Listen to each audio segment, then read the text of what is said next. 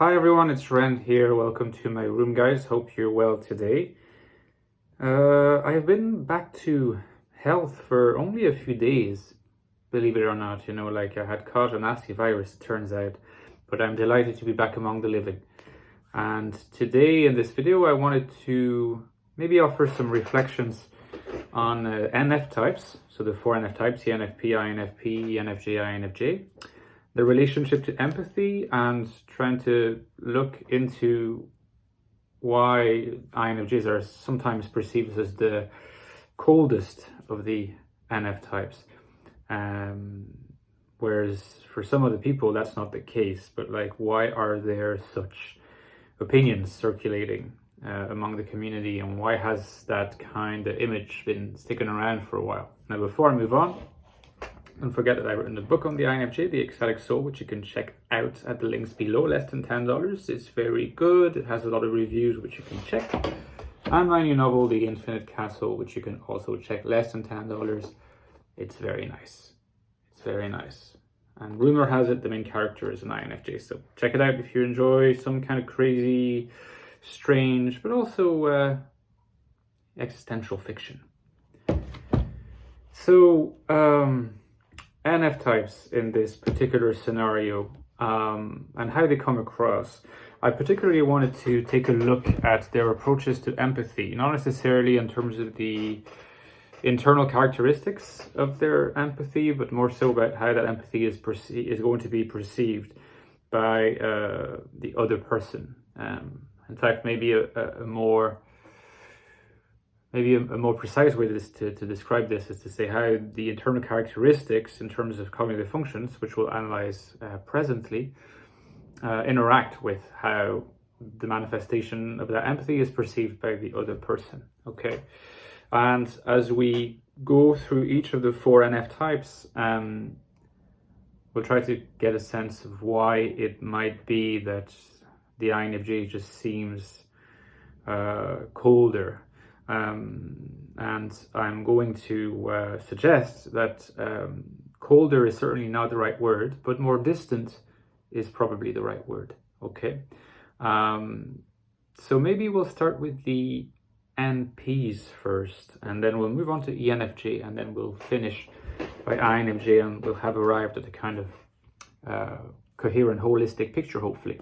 So each of these NF types form of empathy has its own distinct characteristics and its pros and cons from the other person's perspective. I think it also, of course, will depend on the prism through which the other person's looking at that empathy. In other words, what is that other person's type?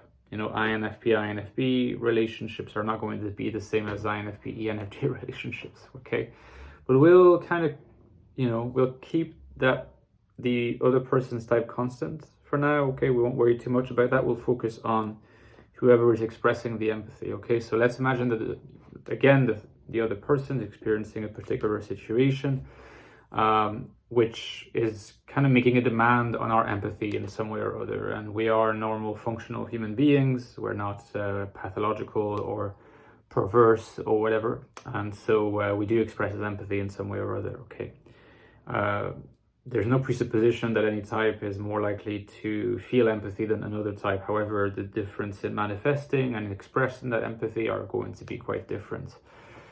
I think starting with the INFP type of expressing empathy, I think that in a way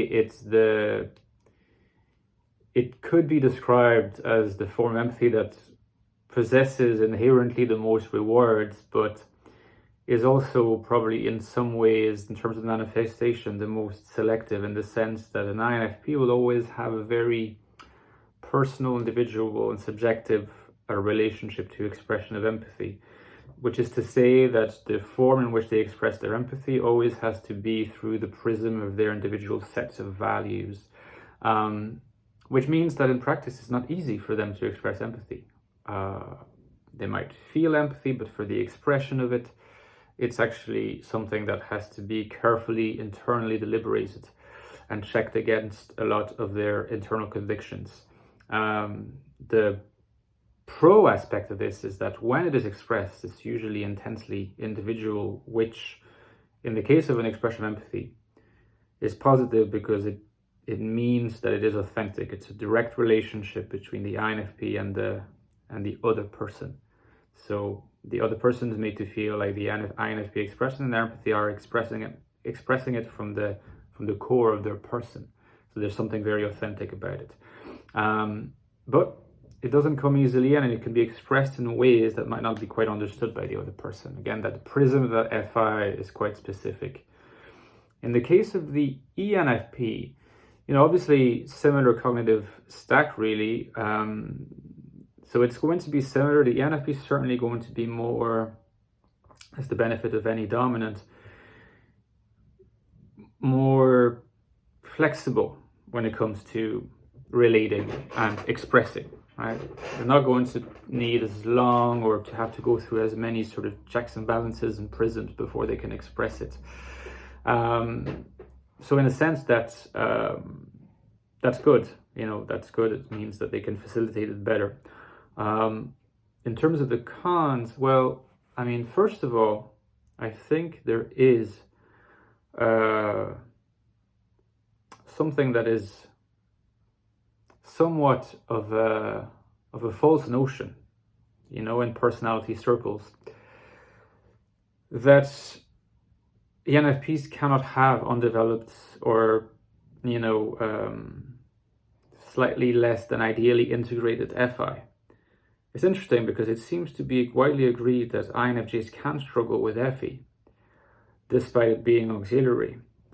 That there are INFJs that do not value or develop FE as well as they could. And in fact, the Ecstatic Soul, my book, talks about that problem a lot in relation to alienation. But there seems to be this preconceived idea that can happen with ENFPs and FI, that ENFPs just have great developed FI in all cases, somewhat like INFPs, and that ENFPs are just extroverted versions of INFPs with the opportunity of having well-developed TE. But, if you observe carefully, you'll notice that there are ENFPs that can struggle with integrated FI. And in this case, the issue that you'll encounter is that you won't get that same personal resonance to the same extent as with the INFP. And as a result, and I'm not saying that's always the case or mostly the case, but it can happen with some ENFPs that you get the impression that maybe that empathy is not completely as deeply felt as it could be at an individual level. Now, in the case of the ENFJ, now we're moving into a completely different realm, because we're moving from like two types that have the same function stack to a type that has no function in common with those first two types that I discussed. Now, in the case of the ENFJ, we'll see that it has a lot in common with the empathy of the INFJ. In other words, that the prism through which that empathy is expressed is not individual, it's not personal, or rather that the personal is heavily subordinated to a sense of a vision of what's good for humanity as a whole, a vision of what's appropriate for humanity as a whole, that the ENFJ and the INFJ relate to others in the moral realm and the realm of expressing feeling as if they're relating to particular instances of a wider archetype. Okay, now that has a lot to do with the FE function and with the NI function.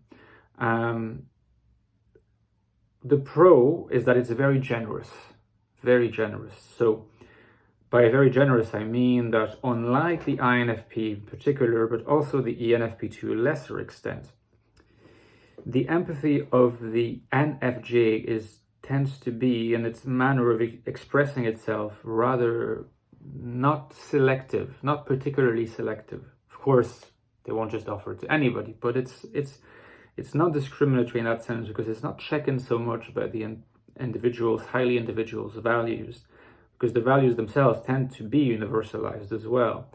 So that,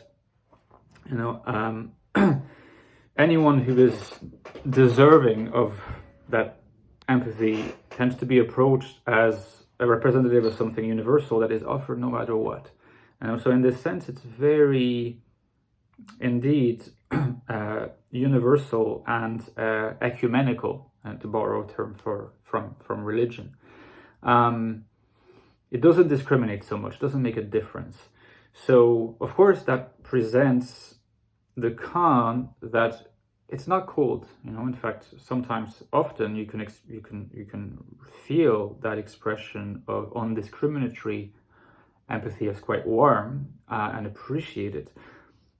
It's a bit more distant because you feel at times that like you are, you do intuit that you are a representative of an archetype rather than an individual person relating to another individual ego. Okay, that sense of distance can come across, and the ENFJ and the INFJ have that in common. I think that the ENFJ is more likely to appear less distant, at least at first sight, because as FE leads, as FE dominance, they're more practically minded. They're more oriented toward making practical change in the world. In other words, that sense of universality that they're expressing their empathy toward is not going to just stop there. Sorry, I bugged a little bit there. It will be embodied in practice. The ENFJ will tend to see it's not enough to reassure themselves that they are really expressing this. They'll have to translate this into action, whether it's a form of direct practical altruism, providing support of whatever kind, whatever it is, that will tend to compensate the relative distance of the empathy itself in its texture, okay, by offering service or kind of support that is by its very practical application becoming more personal and one-to-one. Now the INFJ is a lot less likely to do this kind of translation, although, to the practical, although it might happen, which means that it's probably always going to be flirting with remaining at the border of that sense of distance I talked about. However, a pro that is, I think, sometimes underestimated is that it tends to be, once it's activated, a very sustained kind of empathy, and it's an empathy that tends to linger and remain and be willing to go very far into how it seeks to understand the other person. It is true that in this very process of seeking to understand the predicament of the other person, it remains impersonal to the extent that the other person is always related back to a wider cause, a wider fate of humanity, or whatever you want to call it. If that other person is an FI user, they might never become completely comfortable with it.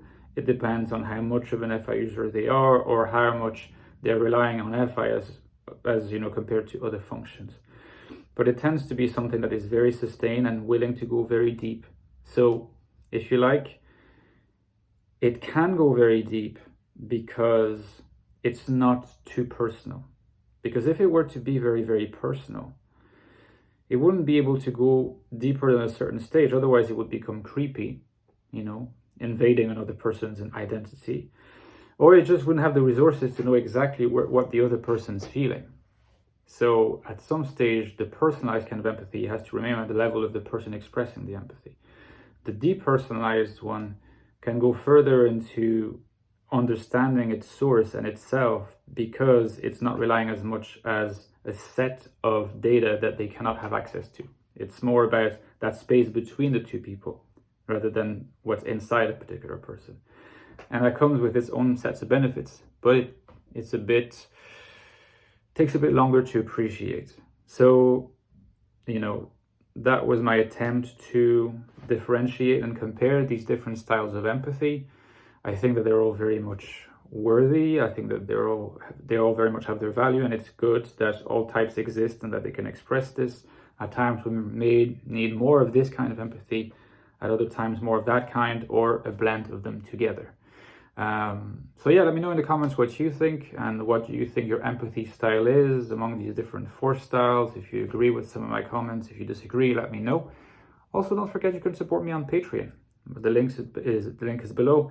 It's from €3 a month onwards, so it's not a great amount of support, but it really, really helps my channel and keeping it afloat, in terms of the content I produce. So thank you so much to my current supporters, and I will see you.